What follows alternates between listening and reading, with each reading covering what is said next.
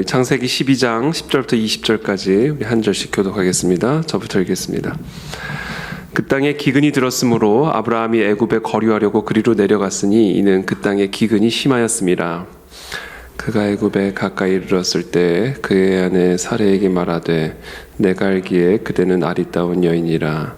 애굽 사람이 그대를 볼 때 이르기를 이는 그의 아내라 하여 나는 죽이고 그대는 살리리니 원하건대 그대는 나의 누이라 하라. 그러면 내가 그대로 말미암아 안전하고 내 목숨이 그대로 말미암아 보존되리라 하니라. 아브라함이 애굽에 이르렀을 때 애굽 사람들이 그 여인이 심히 아리따움을 보았고 바로 앞에서 칭찬함으로 그 여인을 바로의 궁으로 이끌어들인지라. 이에 바로가 그로 말미암아 아브라함을 후대함으로 아브라함이 양과 소와 노비와 암수 나귀와 낙타를 얻었더라. 여호와께서 아브라함의 아내 사라의 일로 바로와 그 집에 큰 재앙을 내리신지라. 바로가 아브라함을 불러서 이르되 네가 어찌하여 나에게 이렇게 행하였느냐? 네가 어찌하여 그를 네 아내라고 내게 말하지 아니하였느냐? 네가 어찌 그를 누이라 하여 내가 그를 데려다가 아내를 삼게 하였느냐? 내 아내가 여기 있으니 이제 데려가라 하고 함께 읽습니다. 바로가 사람들에게 그의 일을 명하매 그들이 그와 함께 그의 아내와 그의 모든 소유를 보내었더라. 아멘. 그 땅에 기근이 들었으므로 아브라함이 에류에 거류하려고 그리로 내려갔으니 이는 그 땅에 기근이 심하였습니다. 이제 기근이 든 거죠. 흉년이 든 겁니다. 그래서 아브라함이 애굽에 거류하려고 이제 애굽으로 내려갔다 이렇게 기록을 하고 있습니다. 이 아브라함이 애굽에 거류하기 위해 내려가는 것이 과연 하나님의 합당한 뜻이었을까? 좀 그 부분에 대한 저는 의구심을 갖고 있습니다. 원래 성경에서 이 애굽으로 내려가는 것에 대해서는 하나님이 매우 좋지 않게 생각하시죠. 이 애굽은 우상의 상징입니다. 그래서 이 아브라함이 이 기근을 만났다고 해서 약속의 땅에서 기근을 만났다고 해서 이 애굽으로 거류하기 위해 애굽에 거류하기 위해 애굽으로 내려갔다. 이거는 신앙의 표현이라기보다는 불신앙의 표현이라고 보는 것이 더 적합하다 이렇게 생각을 합니다. 우리가 하나님의 명령을 따라가지 않고 기근을 피해서 식량을 따라가는 그런 삶을 살아가게 될 때 문제가 과연 해결이 될까? 우리가 기근이라고 하는 삶의 문제를 피해서 식량이라고 하는 삶의 문제 해결을 스스로 찾아갈 때 그것이 결국은 우리의 삶의 문제를 해결해 주는 것인가? 아니면 더 심한, 더 깊은 문제에 봉착하게 만드는 것인가? 연쇄적으로 문제가 발생을 하는 것을 보게 됩니다. 11절에 그가 애굽에 가까이 이르렀을 때에 그의 아내 사레에게 말하되 내가 알기에 그대는 아리따운 여인이라. 애굽 사람이 그대를 볼 때 이르기를 이는 그의 아내라 하여 나는 죽이고 그대는 살리리니 원하건대 그대는 나의 누이라 하라. 그러면 내가 그대로 말미암아 안전하고 내 목숨이 그대로 말미암아 보존되리라 하니라. 저는 여기서 이 아브라함이 어떤 사람인가, 우리가 성경에 아브라함이라는 사람이 어떤 사람인가, 그 사람이 어떤 속사람을 갖고 있는가에 대해서 충분한 그런 정보가 있지는 않습니다만, 저는 오늘 본문을 통해서 이 아브라함의 속사람이 어떤 사람인지를 좀 이렇게 볼 수가 있었습니다. 이 아브라함, 모든 사람들이 다 그렇습니다만, 특별히 이 본문에서 하나님이 아브라함의 어떠한 속사람의 모습을 보여주냐면, 이 아브라함은 제가 봤을 때 이 불안함을 많이 갖고 있었던 사람처럼 보여져요. 이 불안, 그러니까 안전이 우상인 사람들이 있죠. 특별히. 그래서 어떻게 보면 이 아브라함은 물론 하나님의 명령을 따라 본토 친척 아비집을 떠났지만 하나님이 특별히 아브라함에게 그런 명령을 하신 이유 중에 하나는 아마 그것이 아브라함에게 있어서 우상과 같은 것이 아니었을까. 안정감이 아브라함의 우상이었을 것이다 라고 저는 오늘 본문을 통해서 보게 됩니다. 아킬레스건이죠. 이 안전을 추구하는 삶. 근데 사실 하나님의 명령을 따라가는 삶이라고 하는 것은 이 안전을 벗어나는 삶이죠. 근데 엄밀하게 말하면 안전을 벗어나는 삶이 아니라 안전의 근거를 온전하게 하나님 한 분에게만 두는 삶을 의미하는 것이죠. 기근이 들자 아브라함은 안전을 추구하기 위해서 하나님의 뜻과 상관없이 애굽으로 내려가게 되고요. 애굽에 가까이 이르게 되자 그의 아내 사레에게 말을 하는 겁니다. 당신이 너무나 아리답기 때문에 애굽 사람이 그대를 보면 나는 죽이고 그대는 살릴 것이다. 그러니까 뭐라고 얘기를 하냐면 나의 누이라 하라. 그러면 내가 그대로 말미암아, 이게 중요한 단어입니다. 그렇게 해서 그대로 말미암아 내가 안전하고 내 목숨이 그대로 말미암아 보존되리라. 안전을 위해서는 하나님의 약속도 내려놓을 수가 있는 것이고, 안전을 위해서라면 자신의 아내도 포기할 수 있는 것, 이 안전이 우상인 것이죠. 안전이 우상이 되는 이유에는 뭐 여러 가지 이유가 있을 수 있습니다. 모든 사람들이 물론 이 안전을 원하고 추구하지만, 그러나 이 안전이 우상이 되는 것, 그러니까 본능을 넘어서 이 우상이 돼버리는 거는요, 이 큰 두려움과 불안함을 경험했습니다. 그러니까 예를 들면 일단 일종의 트라우마죠, 트라우마. 어린 시절, 특별히 성장 과정에서 삶에 큰 충격을 받게 될 경우에 나도 모르게 안전이 내 우상이 됩니다. 안전이. 그래서 어떤 상황 속에서도 안전을 포기할 수가 없고, 그래서 하나님의 약속이라 할지라도 그것을 내려놓게 되고, 심지어 내 아내라 할지라도 내 아내로 말미암아 나의 안전을 추구하는, 이 안전이 이제 우상이 되어버리는 그런 모습을 우리는 이 아브라함의 속사람을 통해서 보게 되는 것이죠.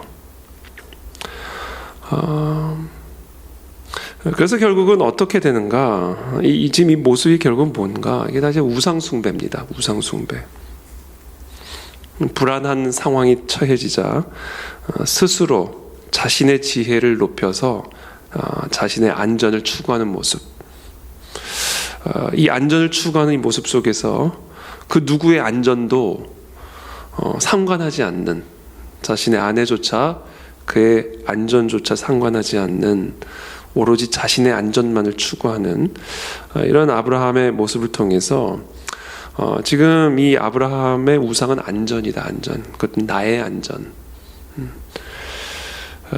그게 이제 아브라함의 아주 어떻게 보면 건강하지 못한, 어떻게 보면 병들어 있는 그런 속 사람의 모습을 보게 되는 것이죠. 그래서 저는 오늘 이 모든 일련의 과정이, 저는 하나님께서 아브라함을 믿음의 조상, 우리의 영적인 아비로 세우시기 위해서 이 아브라함 안에 있는 이 속 사람, 이 병들어 있는 속 사람을 어떻게 보면 드러내시고, 그리고 그 병든 속 사람을 치료하시는 그런 과정으로 오늘 우리가 이 본문을 묵상할 수가 있을 것 같습니다.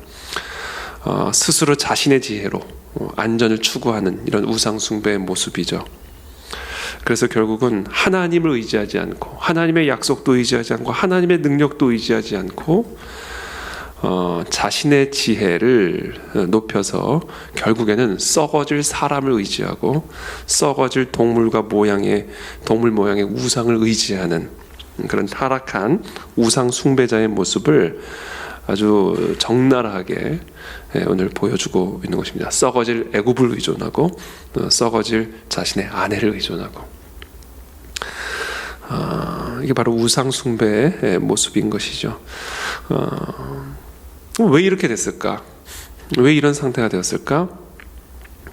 지난 주일의 본문을 통해서 우리가 함께 나누었듯이 하나님을 영화롭게 하지도 않고 하나님께 감사하지도 않는 마음.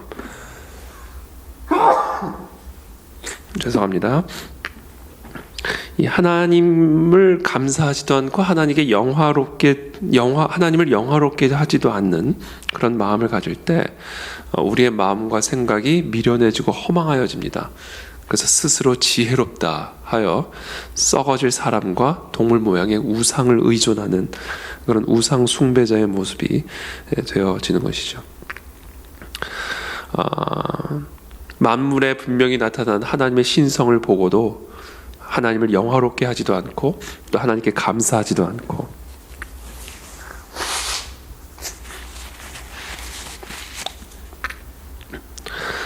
그래서 결국에는 썩어질 사람과 동물 모양의 우상을 의지하는 그런 타락한 인간의 모습처럼 애굽을 의지하고 자신의 아내를 담보로 삼아서 자신의 안전을 추구하는 이런 모습들이 다 이 미련하고 허망해진 그 마음과 생각의 상태를 보여주는 것이죠. 이런 마음과 이런 마음이 만들어지는 이유는 분명합니다. 우리가 하나님을 영화롭게 하지 않고 있고 하나님께 감사하지 않고 있기 때문에 그렇습니다.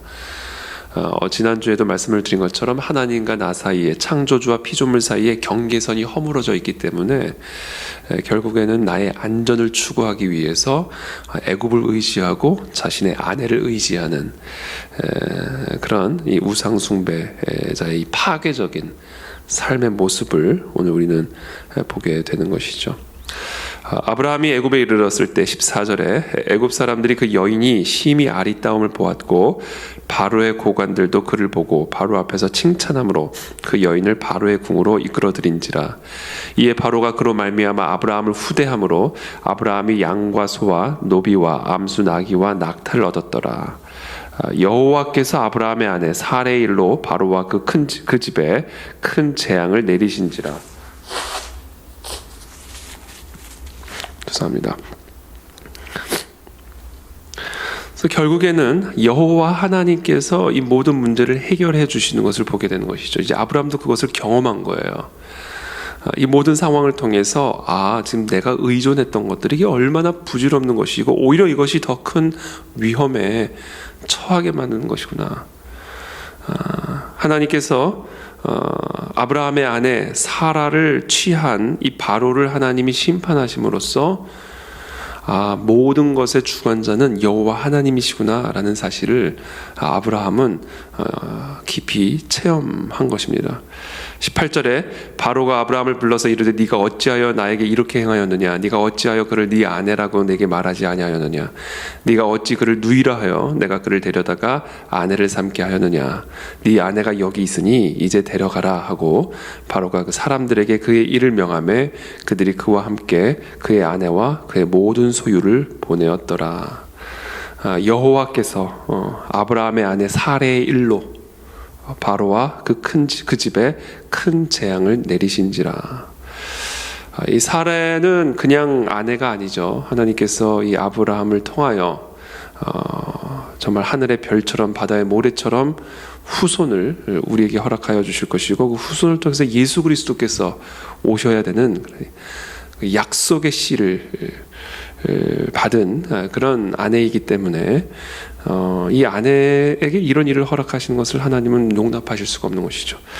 사실 오늘 이 아브라함의 이런 모든 일들은요, 사실은 하나님의 뜻에 참 큰 어떻게 보면 위협을 주는 그런 일들이었습니다. 그러나 하나님께서 결국은 이 사례를 취한 바로의 집에 재앙을 내리심으로써 하나님께서 이 모든 일들을 해결하시고 기근에도 불구하고 하나님의 뜻을 이루어 가게 되는 것을 보게 됩니다. 그래서 오늘 결론적으로 오늘 이 본문을 통해서 우리가 묵상할 수 있는 포인트, 저는 두 가지를 결론적으로 말씀을 드리고 싶은데요.